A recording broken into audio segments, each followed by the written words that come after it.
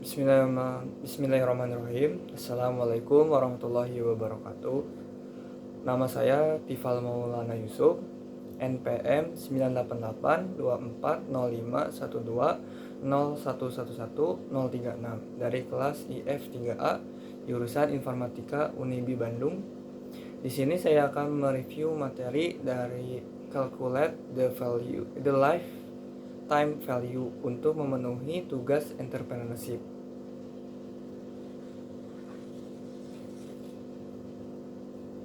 Sebelum ke tahap calculate the lifetime value, kita perlu memastikan tahap sebelumnya, yaitu kita sudah membahas atau sudah melakukan dengan baik atau tidak di tahap sebelumnya, seperti dalam melakukan analisis berdasarkan interaksi pelanggan, apakah usaha baru kita akan bekerja sesuai dengan keinginan kita atau tidak, atau apakah sesuai dengan harapan atau enggak atau tidak. Nah, lalu dalam menentukan pasar, kita sudah tentukan dengan benar atau tidak, atau enggak kita itu sudah menentukan pasar dengan sesuai target kita atau belum, seperti itu.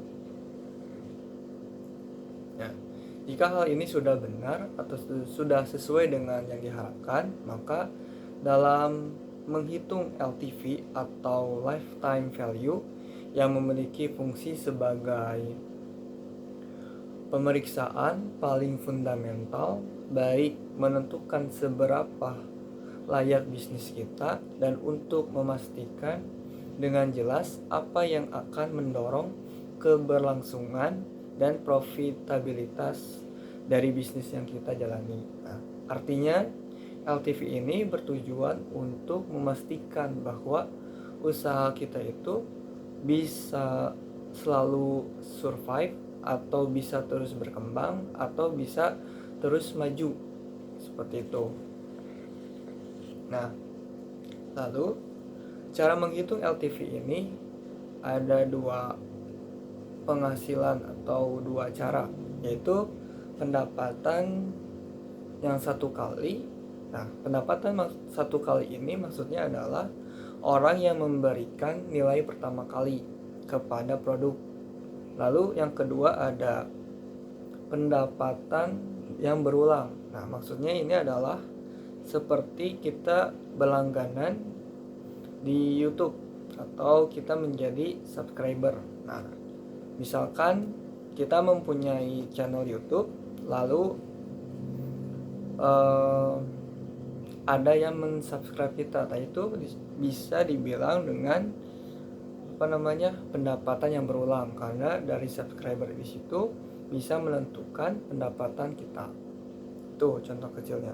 Lalu jadi di sini ada dua pendapatan, yaitu pendapatan satu kali dan pendapatan yang berulang. Itu. Selanjutnya, lalu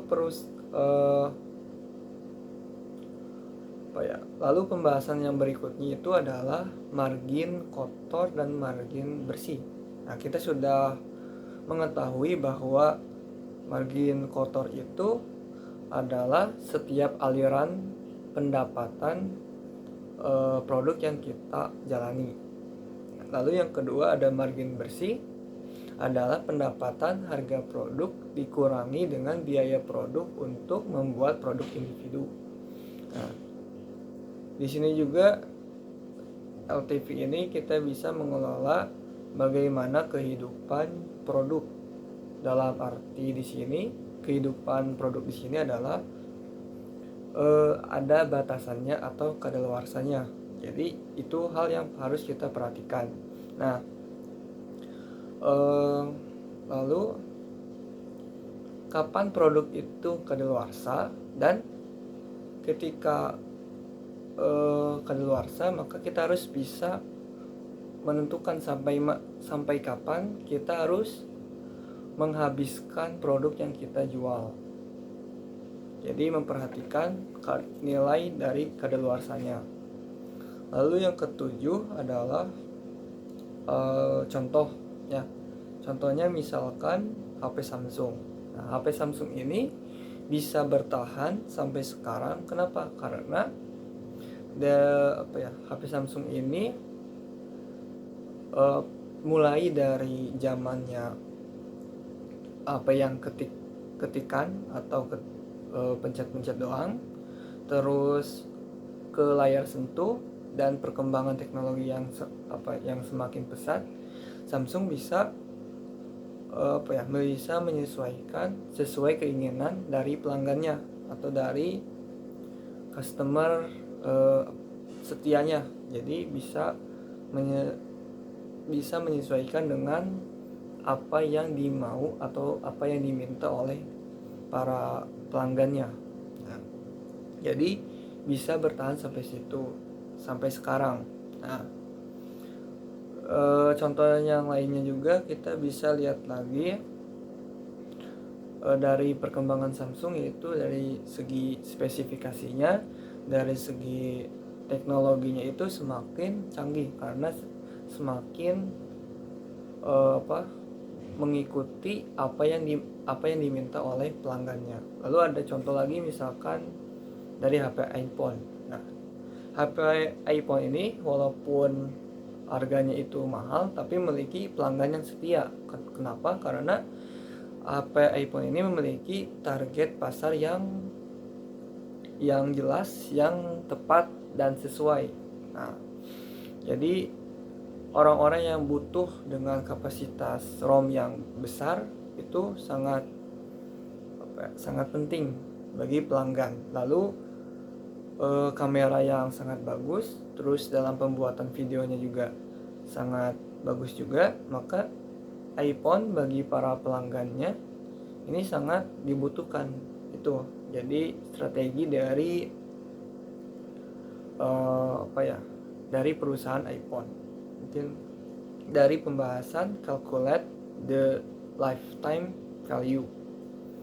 Nah, terus dibandingkan dengan HP Nokia tidak bisa bertahan sampai sekarang karena mungkin tidak bisa tidak bisa mengembangkan, tidak bisa mengikuti permintaan dari para pelanggannya, dari target pasarnya yang sesuai zaman yang semakin pesat ini. Nah, mungkin segitu review dari materi kali ini. Jadi intinya the lifetime value ini adalah untuk kita ini bisa mengelola berapa lama kita bisa survive, bisa mengembangkan bisnis kita. Mungkin segitu dari saya. Mohon maaf apabila ada kesalahan, dan terima kasih atas perhatiannya. Wassalamualaikum warahmatullahi wabarakatuh.